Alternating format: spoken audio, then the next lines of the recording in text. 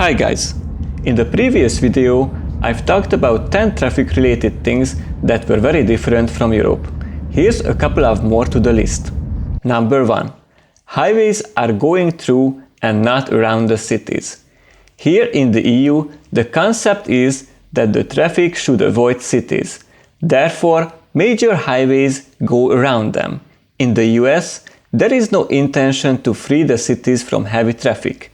Cars, trucks go right through the downtown area, causing significant traffic jams and delays. Number 2. Unexpected traffic jams can happen almost any time in the US, and travel times can vary significantly along the road. One memorable case was when we were at the Valley of Fire State Park in Nevada. We tried to reach the Hoover Dam before sunset. This would have been completely feasible. Google said 90 minutes through Las Vegas, 100 minutes through the desert. We arrived half hour before sunset. Great. We chose the first option. As it turned out 1 hour later, this was a bad idea. As we traveled, our ETA was extending constantly, minute by minute. When the sun set, we were still in traffic in the middle of Las Vegas. As I mentioned before, highways go through the cities and not around them. Thanks to your terribly engineered traffic system, we missed the daylight hours, we missed the sunset, and we arrived to the dam in complete darkness. I wasn't happy, I can say that. Learning point? Don't trust Google. Trust your instincts. If there are options to choose traveling A to B, stick to the roads which are going through on less populated areas. You can win significant amount of your time, and maybe you can reach your destination before the sun goes down. Number 3. To say good experiences as well, the roads in the US are well maintained and have a high quality. Concrete is often used for better durability on major highways, which is very rarely seen on European roads. Roads which are not classified as highways in Central and Eastern Europe and also in the Balkans are often bumpy, with many potholes. American people traveling to these areas should be careful, where the number one danger is not the road user, but the road itself. Number 4. As I mentioned in my previous video, distances are huge in the city. American cities tend to have the lowest walkability score. If you live in the US, there is no chance to go to school or work, do your grocery shopping, or go out at the weekends using only your foot. Here in the EU, most cities are compact and well designed. Therefore, you can do these things mostly by walking, cycling, using public transport, or a combination of those without the need to use the car. City residents rarely use cars, as parking in the city is expensive or just simply impossible. And public spaces are designed for important things, like schools, offices, or restaurants, and not for parking garages. Number 5. Even though there are limited bike lanes in the US, I can hardly see anyone cycling. What I find awkward is that people go to the gym by car, of course, to use those stationary bikes instead of just cycling. Crazy, right? Bike lane infrastructure is very mixed in the EU. However, you can almost always find some people cycling. In the US, as a more popular option, many people use electric scooters, which are just becoming more widespread in the EU too.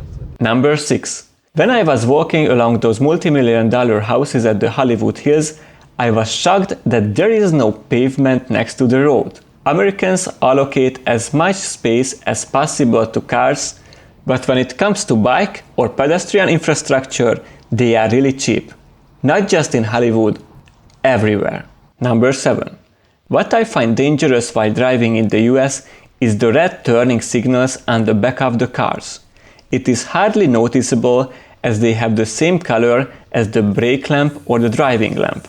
Therefore, it can create potential situations for crash. In the EU, you will meet only yellow or amber turning signals. The signal is easily noticeable and stands out from other signals. Number 8. The types of cars are very different from European cars.